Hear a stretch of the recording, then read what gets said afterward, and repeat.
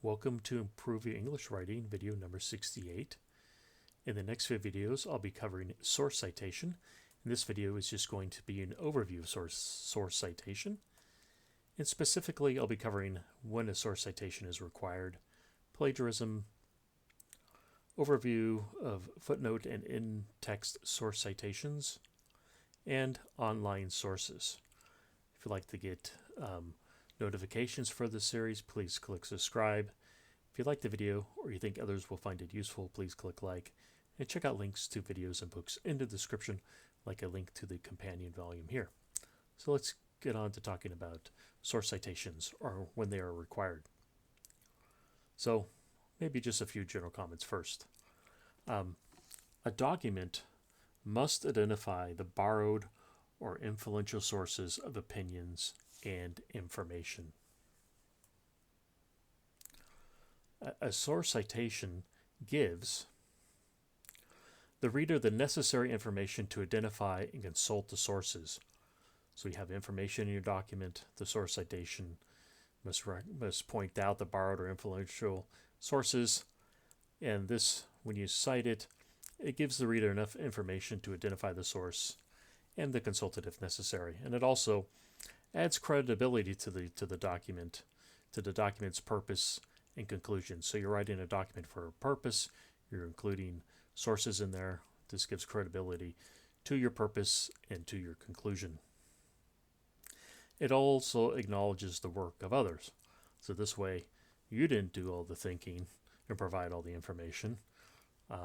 You probably borrowed from other people, and this acknowledges their information or their opinions.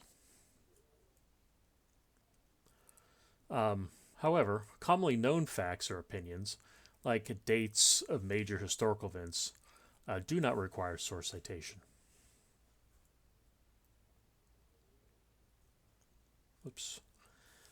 Express the opinion or information for others using different words and sentence structure.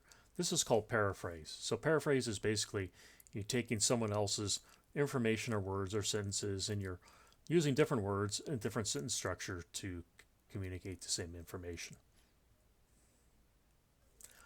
The direct borrowing of words, even a key phrase or even a keyword or short phrase, must be enclosed in quotation marks. Basically, when you start doing direct borrowing, you are actually quoting the source. When you quote a source, you need quotation marks. So when do you need a source citation? Here's when you need it. It's required when you use a direct quotation, even a keyword or a short phrase. When you use or adapt data from a table, chart, graph, image, figure, or diagram. Most people probably, a table or chart is pretty straightforward, but if you actually are adapting something from a figure or diagram, you need to use a source citation. When you use paraphrase to express information from another source that is not common knowledge. So here, paraphrase, meaning you're just rewording things of information, you need a source citation. And likewise, when you use paraphrase to express an idea, opinion, or theory from another person, which is not common knowledge. So once again, if it's just common knowledge, like the bullet point said, a common known fact like a major historical date, but if you also have a very well-known opinion or theory, you don't need to provide a source citation.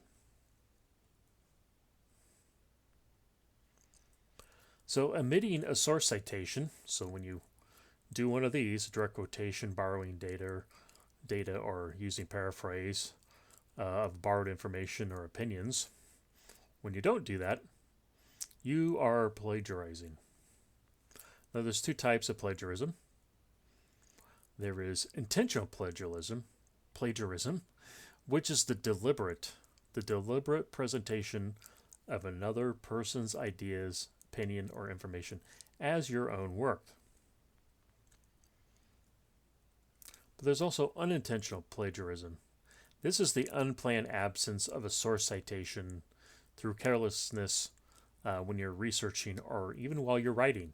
You have it, you noted it, but then you start writing something, you forget to write it down as you're writing your first draft, and then maybe you're editing and say, oh, I got to go look that up, and you forget it. And you know you should have included it, but you just forgot about it. So that's unintentional. It's still plagiarism, but it's unintentional. So the intentional and the unintentional, they're both plagiarism. It's just, what are you trying to accomplish? Trying to pass off someone's work as yours, or you just were careless? At the other end of the spectrum, though, there's source citation clutter. So this is, the plagiarism is almost the you didn't do the source citation. Here you have too many source citations. Well, maybe not too many, but you have a lot of source citations. It's called source citation clutters when there's too many source references in a sentence or paragraph. What you do in that case is to prevent the clutter with all these maybe footnotes, references, or footnote callouts, or the in-text source citations. You combine the sources into a single reference. And when you do that, you order the sources as they appear in the running text, and you separate them with semicolons. Now, if you're not too sure what a footnote is or an in-text source citation, I'll get to that. But basically, you can combine source citations into a single reference, and then you separate them with semicolons. So maybe, for example, maybe you had a paragraph.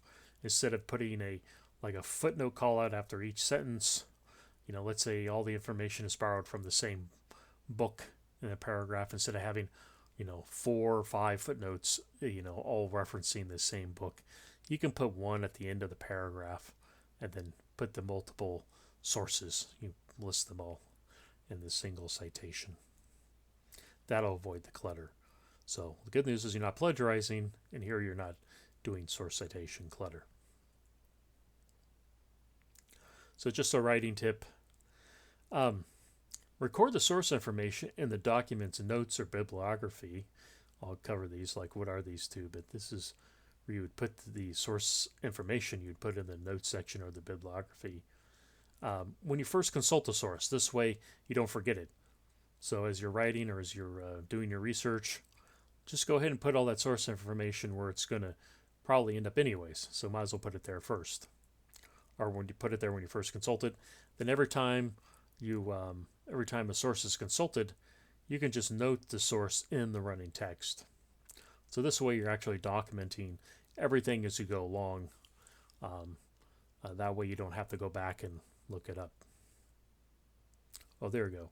A quick parenthetical note. So just putting something in parentheses in the running text that can be edited out later is better than nothing. Because, I was just saying this, recording a source while writing the first draft is easier than finding it during editing.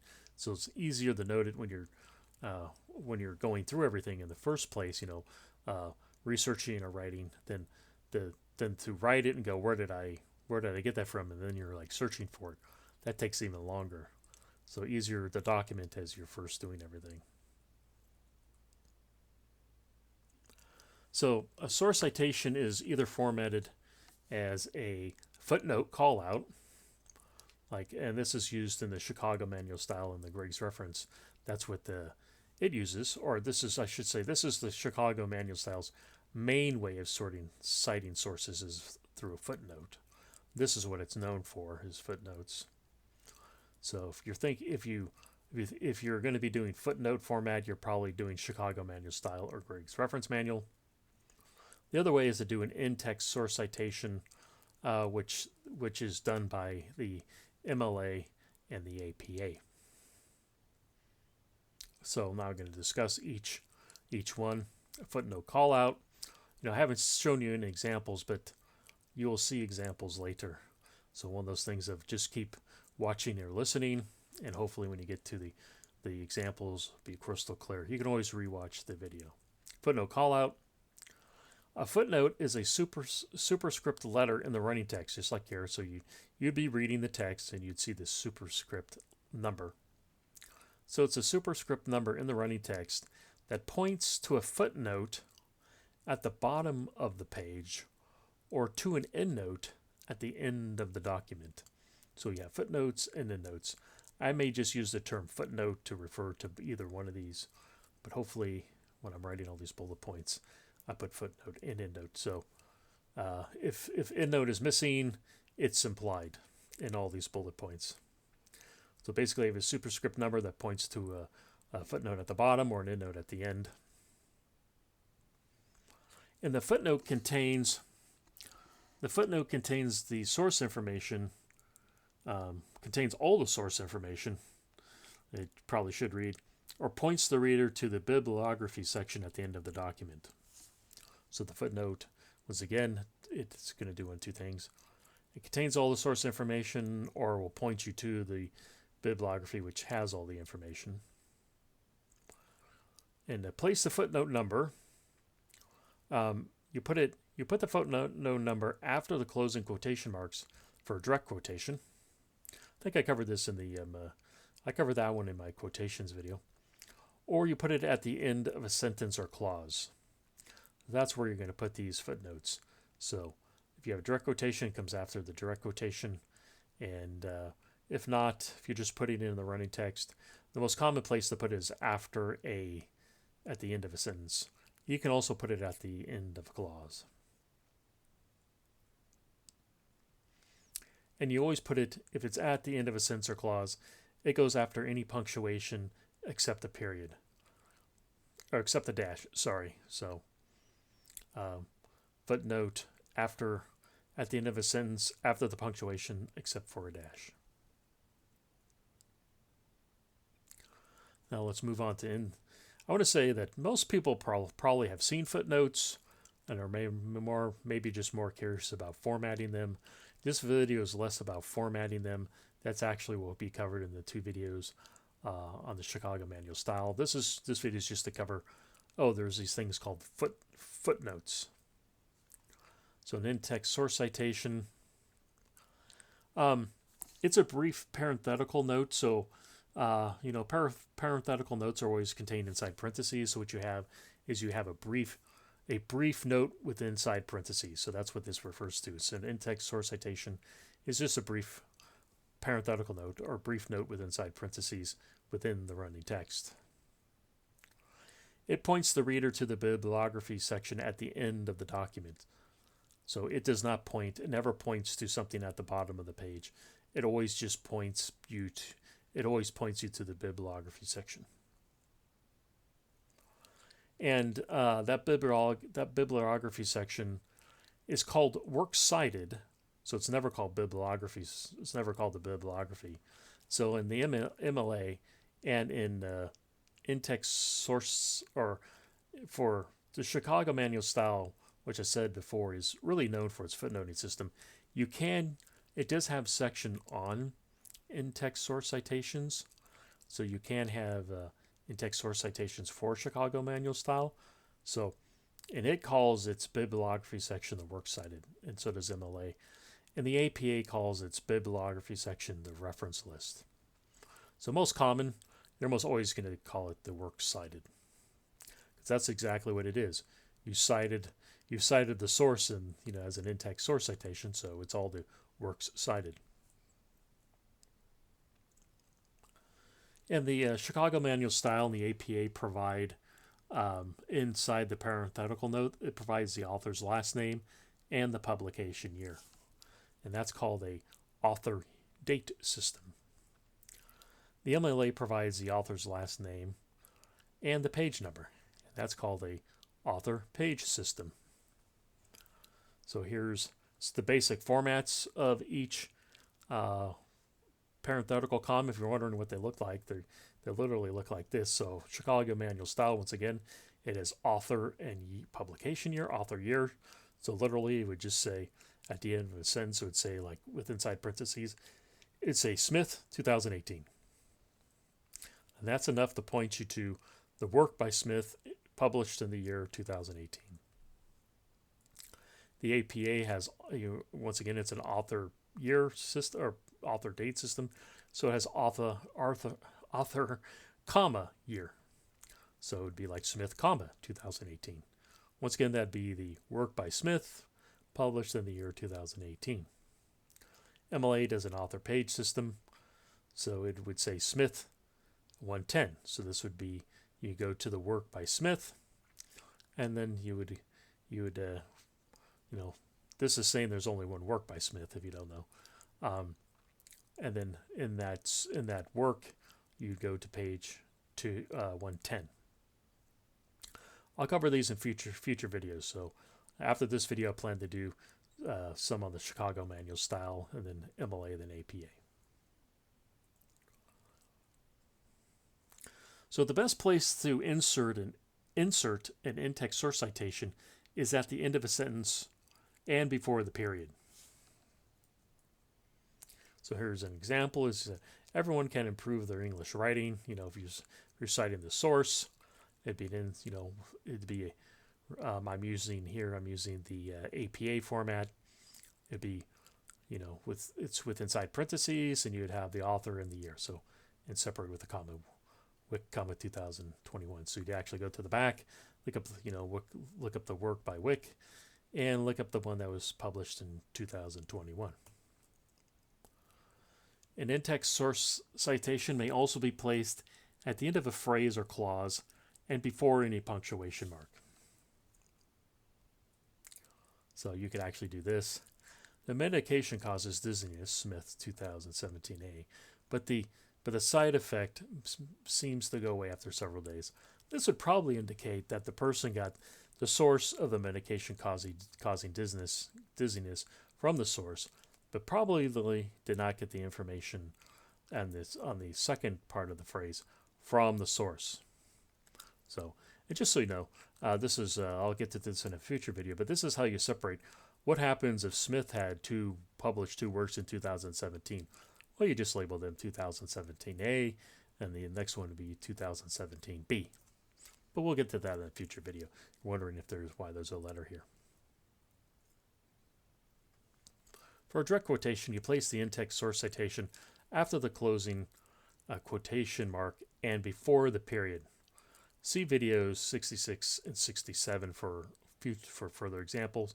So like this, the introduction read, comma, beware of bad punctuation, close quote.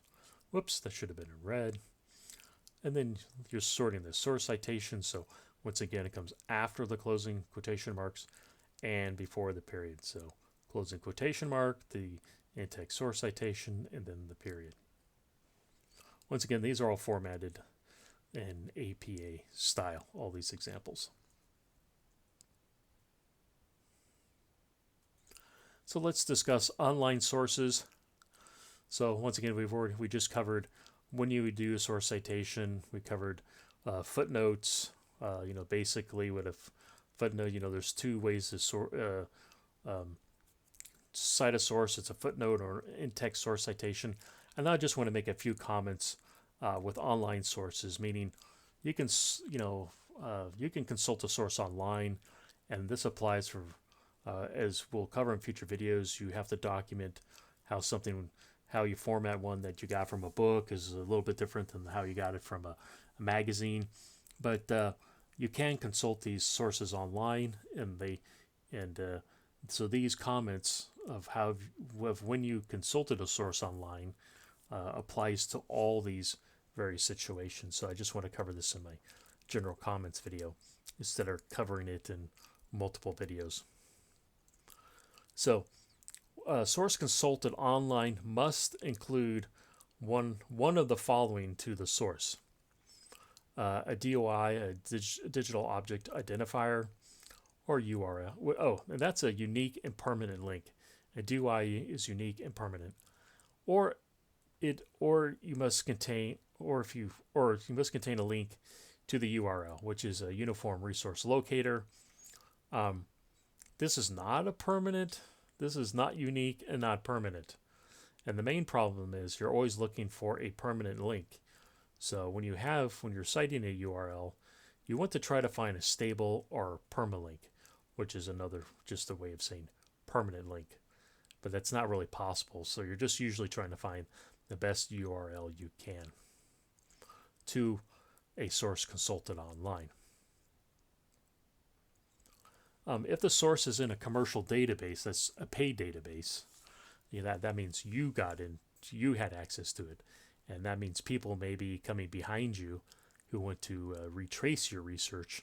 They may not have access to the paid database. So when this occurs, when the source is in a paid database, provide a link to the database or to the source's information page. So you can provide, the problem is maybe you can provide the link to there, and maybe if it recognizes you're not a paid person, it will just take you to the main page. That's maybe not as good, but it's always, or you can provide both. You can provide a link to the actual URL or DOI, and maybe one to the actual database itself or the information page. But you need to pay attention when the DOI or the URL is in a commercial database. When the online source has no publication date, because we'll find out that one of the things in a source citation is the publication date. If there is no publication date, then include the access date in the source citation. And recording the access date, even when it's not used, is an excellent research habit. So, and I also want to say, I'm pretty sure this is the next bullet. I can't remember if I wrote this. Yes, tip, yes. Screenshot or save the web page through your computer, because things change or things go away. The URL may not exist in 6 months while you're doing your research. So you rather want to save the page or take a screenshot. That way you can always go back and look at it. Or if someone wants to see your sources, you have them available. A line break may be inserted into a long DOI or URL before. So, as you know, when you see a web address, it can be very long. And you can insert a line break because it's going to span, it may span like 2 lines in a book. So you can put a break before, I stress before, a period, comma, hyphen, question mark, ampersand, equal sign, percent sign. So before any of these, slash, tilde, or underline. So you can put a space before. And you can put a line break after a colon or double slash. So I know that all these are basically like punctuation or symbols. So most of the time you're going to put this line break before. And you never add a hyphen, never ever add a hyphen to a DOI or URL to show a line break. Starting a new line with a punctuation mark or symbol helps the reader know the DOI or URL continued from the previous line.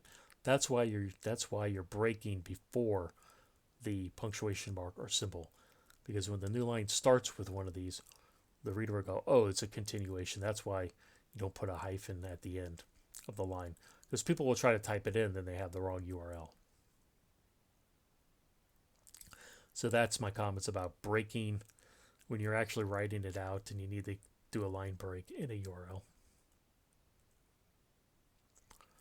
And the other thing is, if you have a long URL, you can always shorten it by removing any unnecessary ending syntax used by the web browser.